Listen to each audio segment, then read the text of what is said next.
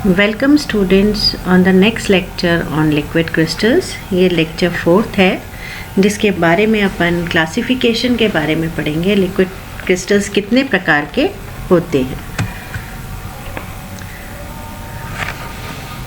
Crystals, liquid crystals का जो वर्गीकरण किया गया है वो उनके अवयवी अणुओं की व्यवस्था, किस तरह के उनके जो मॉलिक्यूल्स हैं उनका क्या अरेंजमेंट है, उसके बेसिस पर उन्हें क्लासिफाई किया गया है। तो उसमें सबसे पहला जो आता है टाइप का वो है स्मैक्टिक लिक्विड क्रिस्टल। ये जो वर्ड है स्मैक्टिक, ये एक ग्रीक वर्ड है और इसका मतलब होता है सोप लाइक, साबुन के समान। अतः ऐसे जो क्रिस्टल्स होते हैं उनकी सिमिलैरिटी कैसी होती है, बिल्कुल साबुन की तरह से होती है।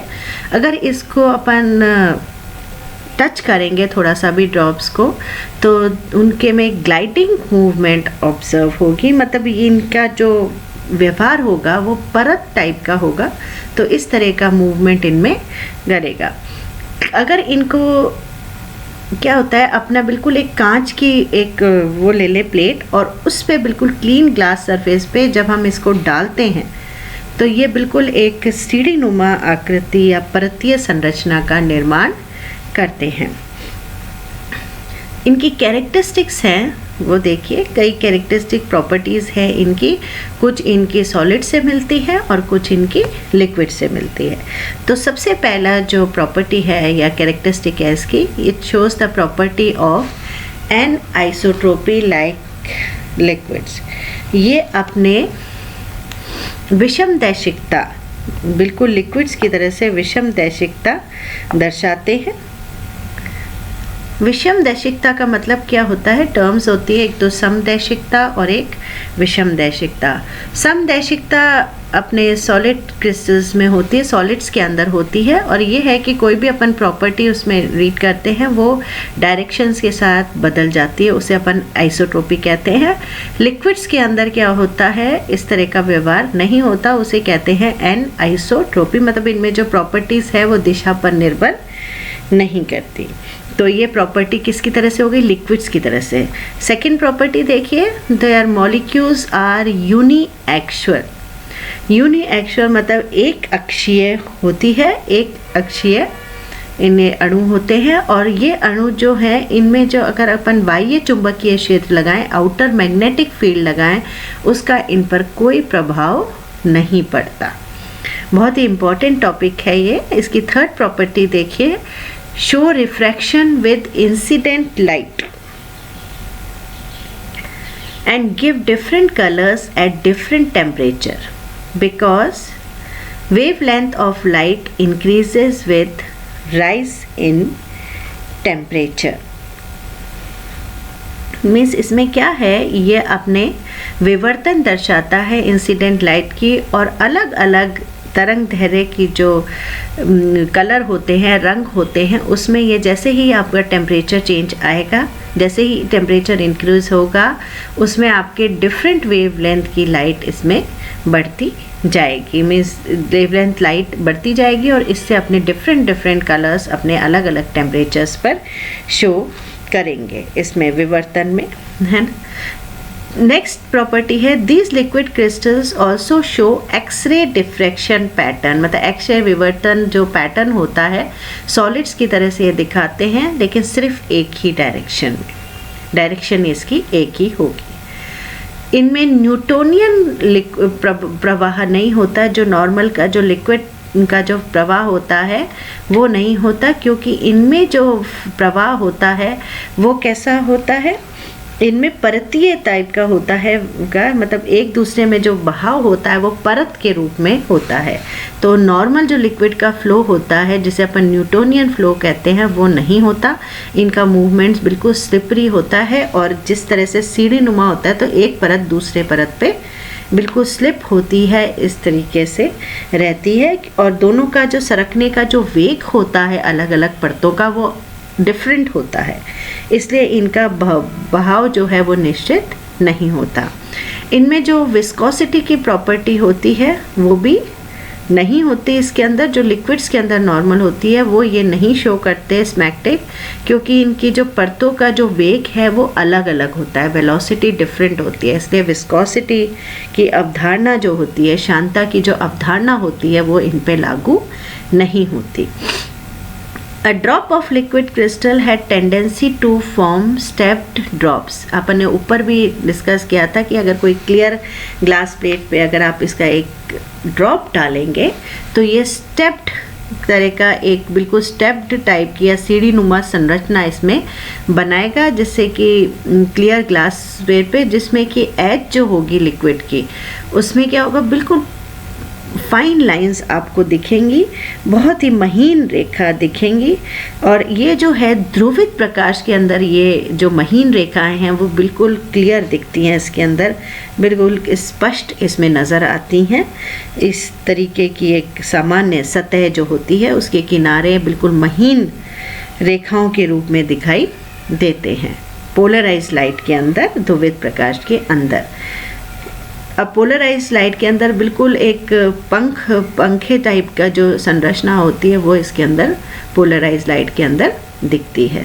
तो देखिए स्मैक्टिक लिक्विड क्रिस्टल की परतीय संरचना है, लेयर्स के अंदर ये समानांतर क्रम में व्यवस्थित रहते हैं, विभिन्न परतों के रूप में समानांतर क्रम में व्यवस्थित रहते हैं।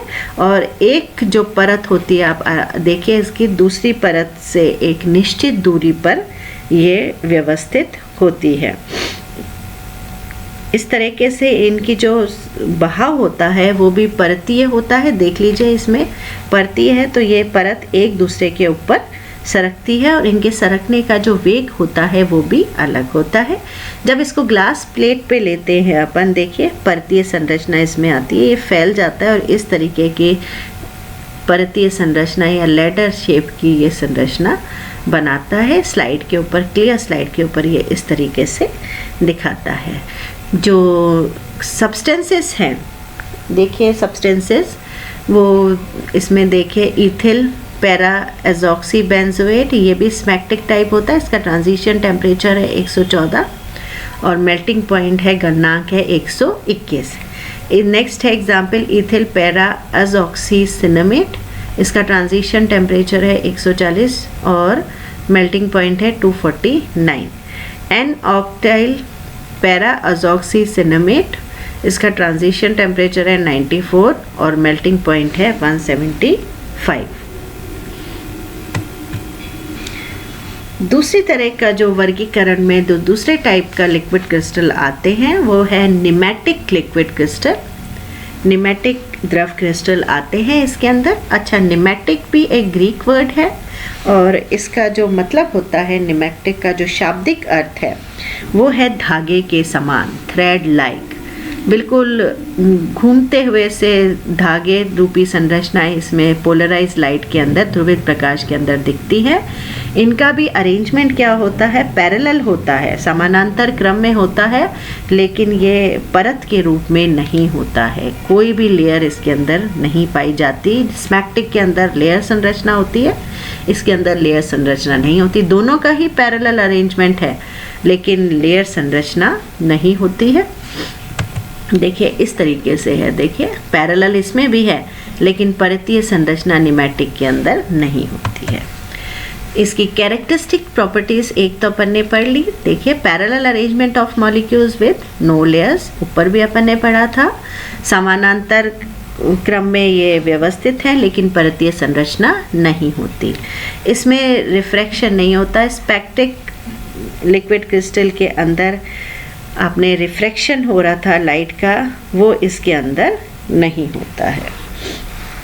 तीसरा है, इसमें high degree of anisotropy होती है, इरेगुलर मूवमेंट ऑफ मॉलिक्यूल्स के कारण। मतलब ये विषम दैशिकता दर्शाता है और वो विषम दैशिकता स्मैक्टिक से भी अधिक होती है क्योंकि इनका जो मूवमेंट होता है मॉलिक्यूल्स का, अणुओं का जो गति होती है वो अपनी ऐसी होती है इरेगुलर कि इसकी एन आइसोट्रोपी या विषम दैशिकता बढ़ जाती है।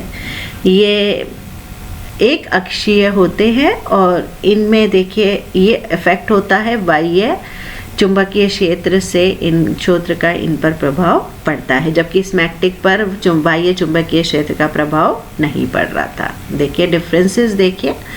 This show the property of viscosity, उसमें आपके विस्कासिता की अवधारणा लागू नहीं हो रही थी क्योंकि परतीय था, तो बहाव इसका न्यूटोनियन नहीं था। इसके अंदर क्या है, देखिए बहाव भी न्यूटोनियन है और इसमें परतीय संरचना नहीं है, तो वेग समान है। उसमें परतों का जो वेग ही अलग था, तो इसके कारण सामान्य बहाव नहीं था।